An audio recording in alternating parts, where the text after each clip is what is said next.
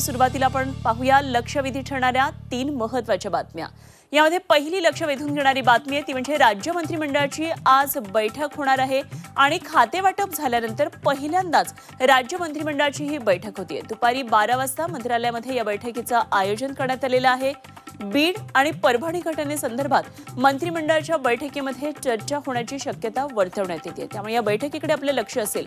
दुसरी महत्त्वाची बातमी आहे लक्ष वेधून घेणारी ती म्हणजे बीडमधून मसाजोगचे सरपंच संतोष देशमुख यांच्या हत्ये प्रकरणात एसआयटी गठीत करण्यात आली आहे। आर्थिक गुन्हे शाखेचे पोलीस महानिरीक्षक डॉ. बसवराज तेली यांच्या अध्यक्षतेखाली एसआयटी पथकाचं गठन करण्यात आलेलं आहे आणि आतापर्यंत 130 लोकांची चौकशी करण्यात आलेली आहे। तर फरार झालेले 3 आरोपी हे अजूनही सीआयडीच्या हाती लागलेले नाहीयेत।